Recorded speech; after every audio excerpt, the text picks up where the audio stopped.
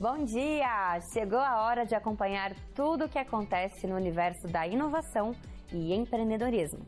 Está no ar para todo o Brasil o Inovação e Negócios de hoje.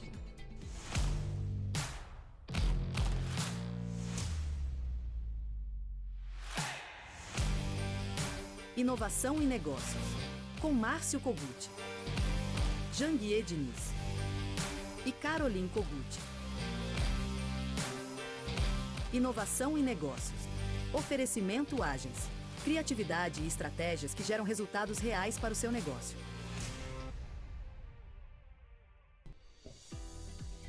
Todos os dias, o Inovação e Negócios traz matérias exclusivas com personalidades que estão empreendendo, inovando e construindo o mercado no Brasil e no mundo. E hoje temos uma imperdível. Fique ligado! Quantas vezes você está diante de um problema e não consegue enxergar uma saída? É aí que entra um especialista, um mentor que traz um caminho, um insight. Então, fique de olho que o empresário Janguier Diniz trouxe um exclusivo para você agora. O que é riqueza para você? Veja bem, riqueza é um termo que pode ser entendido de várias maneiras. Mas, de modo geral, é definida como sendo a quantidade de bens, recursos e valores que alguém possui. Mas também pode ser entendida como a capacidade de uma pessoa de satisfazer suas necessidades e seus desejos e proporcionar a si mesma e a outras pessoas uma vida confortável e segura. Eu defendo em meus livros, o Código Secreto da Riqueza e também no livro Mentalidade de Riqueza, esse aqui, que a riqueza não é apenas uma medida de bens materiais. Para mim, meus amigos, também inclui aspectos intangíveis, como a educação, que é o conhecimento, a saúde, a cultura, as relações sociais, que é o network, e a qualidade de vida em geral. De maneira mais ampla, também vejo como o conjunto de bens e valores que contribuem para a felicidade e para o bem-estar social de uma pessoa. Seja de que tipo for, a riqueza só pode ser conquistada se tivermos uma mentalidade favorável, com pensamentos e crenças que contribuam para a sua obtenção. Portanto, se ainda não temos toda a riqueza que desejamos, isso significa que precisamos rever a forma como estamos pensando e as coisas em que acreditamos. Daí iremos realizar as mudanças necessárias para ajustarmos os nossos pensamentos na direção dos nossos objetivos. E é exatamente nesse ponto que esbarramos em uma das maiores resistências do ser humano: a pouca disposição para a mudança. Um dos maiores obstáculos para a mudança do mindset, assim como para toda e qualquer mudança, é que somos resistentes e apegados às nossas ideias e às nossas coisas. Esse é sempre o ponto mais crítico quando se fala nesse assunto. E é por isso que eu sempre digo, meu amigo, repito e reforço, viu? Se você quer conquistar a verdadeira riqueza, que vai além do dinheiro, você precisa mudar a sua mentalidade, o seu mindset. E precisa estar disposto a fazer essa mudança, porque ela não é fácil. Mas quando você muda, tudo muda e a vitória é certa, viu? Fique comigo aqui no programa, que logo mais eu vou responder a uma pergunta que um seguidor meu enviou lá no Instagram. Vamos nessa, obstinados? E por falar em Instagram, falar em redes sociais, se você ainda não é meu seguidor, entre aí em meu Instagram, @Janguier Diniz, e passe a fazer parte do ecossistema dos obstinados. Diariamente, eu posto muito conteúdo de desenvolvimento profissional e empresarial que pode ajudar você a ressignificar a sua vida e a vida da sua empresa.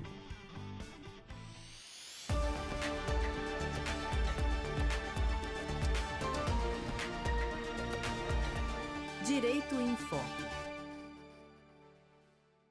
Olá, muito bom dia. Sejam bem-vindos a mais um episódio do Direito em Foco, aqui dentro do programa Inovação e Negócios da Record News. E hoje, mais uma vez, a gente vai falar sobre o tema da reforma tributária. E mais uma vez a gente tem aqui o Dr. Júlio César Soares, que é advogado e um dos sócios administradores da Advocacia Dias de Souza, sediada em Brasília e especializada no direito público, com ênfase no direito tributário. Vamos acompanhar um pouquinho sobre a história e a trajetória do Dr. Júlio César. Dr. Júlio César Soares, advogado e um dos sócios administradores da Advocacia Dias de Souza, sediada em Brasília. renomado escritório especializado em direito público, com ênfase em direito tributário. Graduado em Direito pela Universidade de Brasília, possui especializações em direito tributário e direito aduaneiro, MBA em vendas e resultado de alta performance. E atualmente é mestrando em direito constitucional. Na condição de sócio, o Dr. Júlio coordena o contencioso administrativo fiscal federal da Advocacia Dias de Souza, com presença destacada no CARF, o Tribunal Administrativo do Ministério da Fazenda, além de atuar principalmente na Justiça Federal e no Tribunal Regional Federal da Primeira Região. Reconhecido nacionalmente, há 4 anos integra o Ranking da Análise, principal publicação jurídica do país, figurando entre os melhores advogados tributaristas do Brasil. Em sua trajetória, foi inclusive apontado como um dos principais nomes do direito tributário na área de comércio exterior. No presente ano, seu nome foi veiculado pela imprensa mais de 80 vezes, contribuindo com os principais veículos de mídia do país nas questões tributárias que foram assunto na mídia. Doutor, é uma enorme satisfação ter você mais uma vez aqui no Direito em Foco para a gente falar sobre a reforma tributária. Muito obrigado, uma satisfação toda minha novamente, é uma honra estar aqui com vocês sempre. Na prática, então, a gente vai ter uma simplificação desse modelo hoje super burocrático que a gente tem, né, que a gente vive. E, na verdade, eu também ouvi falar que o imposto ele vai ser retido no momento da transação, vai existir um split já de pagamento. Porque hoje a gente tem um modelo no Brasil onde que você emite uma nota, você tem que recolher os impostos e depois você recebe uma DARF para pagar o imposto. E no Brasil o empresário acaba tendo que pedalar essa DARF, atrasa essa DARF, reparcela essa DARF e tal, porque ele está ali com os custos apertados e tal. E eu vi falar que nessa reforma tributária, porque eu participei de algumas bancas de tecnologia, de software, de sistemas de ERP, e eles estavam discutindo na hora que, por exemplo, eu que sou um comprador, que vou ter que pagar ou um serviço ou um produto, na hora que eu estou pagando a nota, você vai receber, que está me fornecendo, você vai receber o teu valor e o imposto já vai ser direcionado para o fisco, é isso mesmo? É isso mesmo.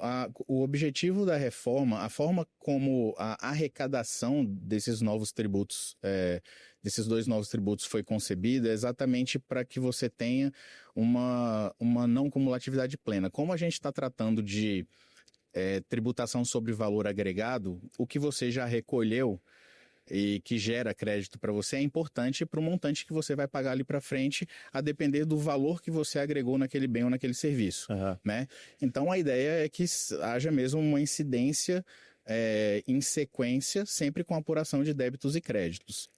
Essa questão que envolvia principalmente ICMS e ISS, né, de você atrasar o DARF e tal, a gente sabe que muitas empresas, não por má fé ou por opção, usavam muito a questão do atraso no pagamento do tributo para fazer a alavancagem, ter condição de ter o caixa girando, né?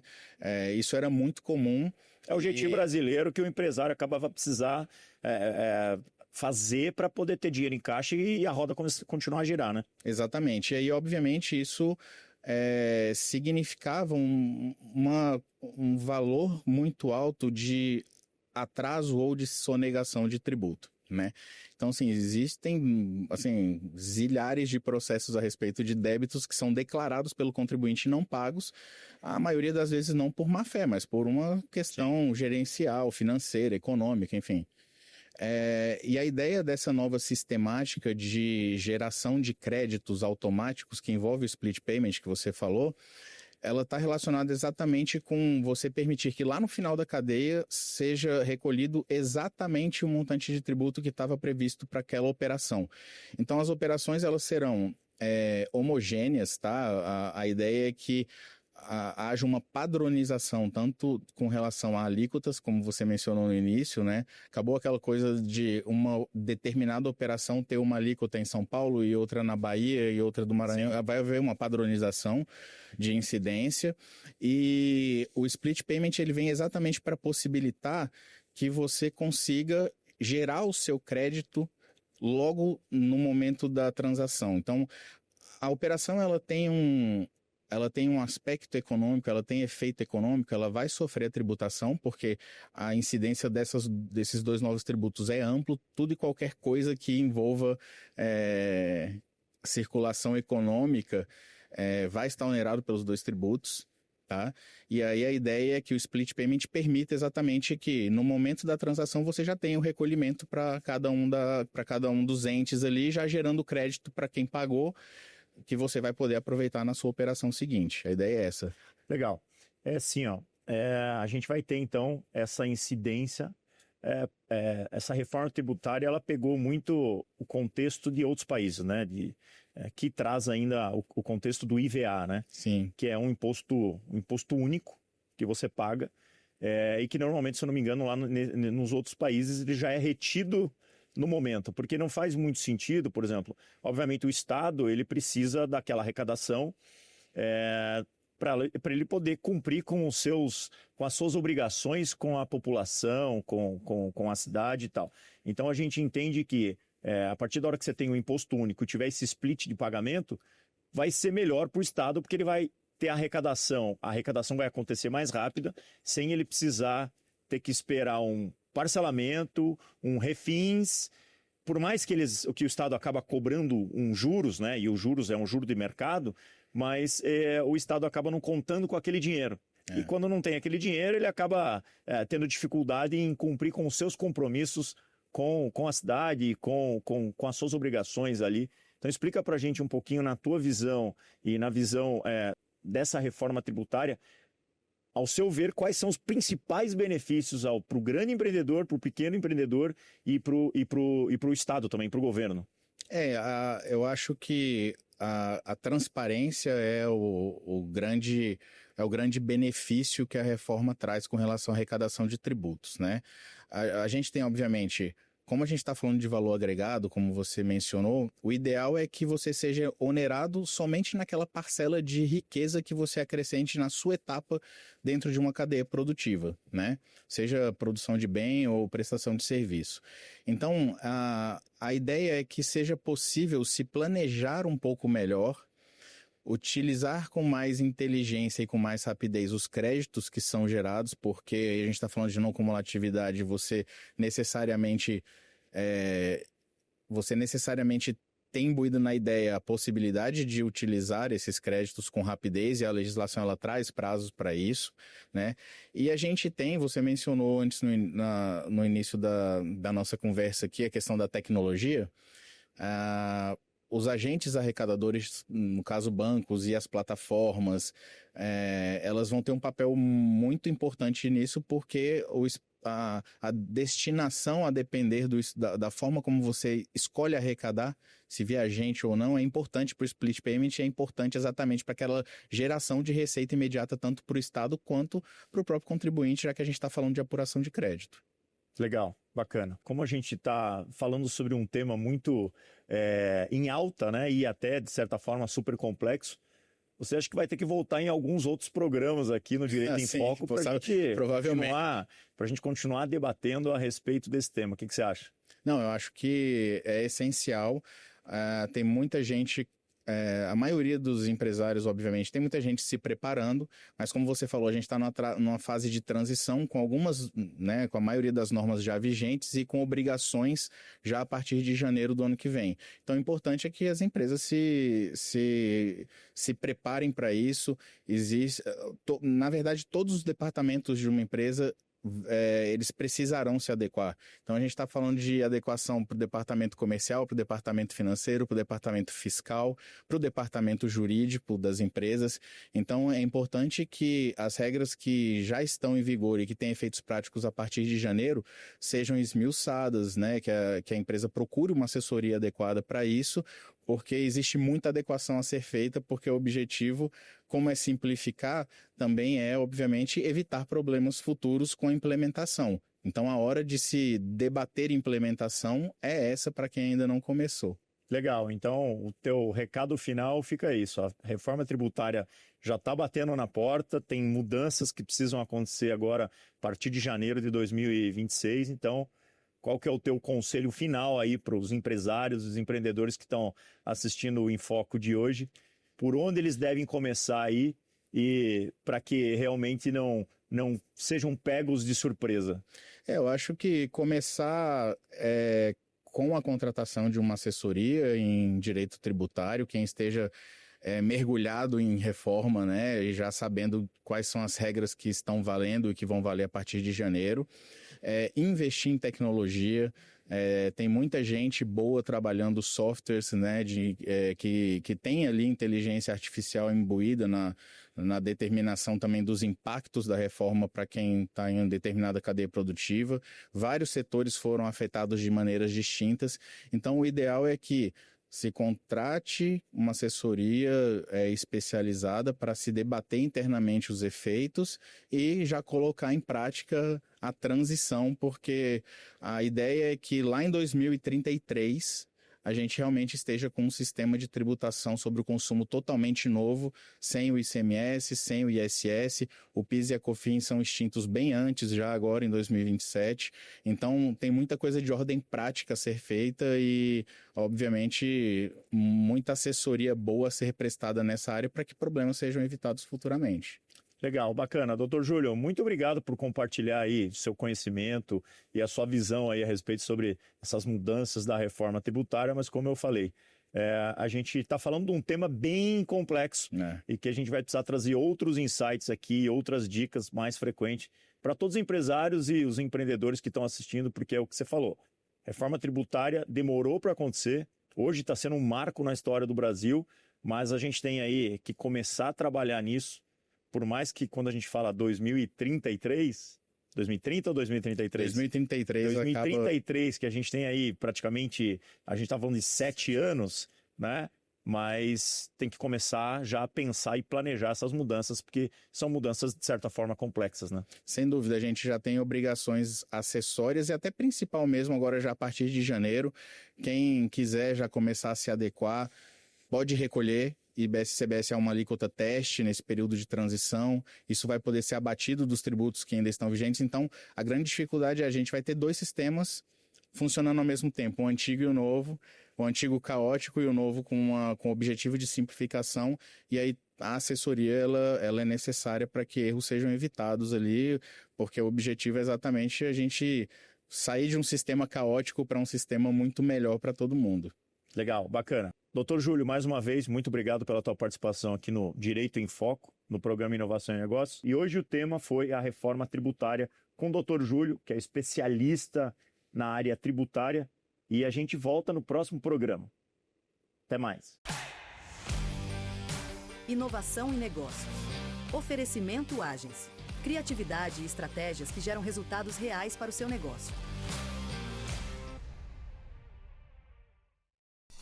A pergunta de hoje do Instagram vem de Salvador, Bahia. E por falar em Instagram, se você ainda não é meu seguidor, entre no @JanguiaDiniz, que lá eu passo dicas valiosas sobre desenvolvimento profissional e escalabilidade empresarial. E a pergunta é de Ricardo Soares. Ricardo Soares tem uma dúvida interessante. Eu tenho um pequeno comércio de material de construção com apenas 2 funcionários. Os negócios estão indo bem. Mas ele pergunta, eu devo abrir mais uma loja em outro bairro ou ampliar a minha loja? Veja bem, Ricardo, a expansão para outro bairro pode ser interessante, mas verifique se a sua loja atual ainda possui espaços para otimizar processos e aumentar as vendas. Antes de decidir, o mais importante é garantir que você tenha a estrutura para administrar os 2 pontos de venda, viu? E se você quiser se aprofundar nesse assunto ou em qualquer matéria de escalabilidade empresarial, basta participar do CSE, o Código Secreto da Empresa, o meu programa de escalabilidade empresarial, que é ministrado numa imersão presencial de 3 dias, que pode mudar a sua vida e da sua empresa, viu? Basta acessar o QR Code na tela para se inscrever. E o programa de hoje, meus amigos, fica por aqui. Amanhã nós voltaremos. Um ótimo dia, firme o passo, pegue o ritmo, seja obstinado que dá.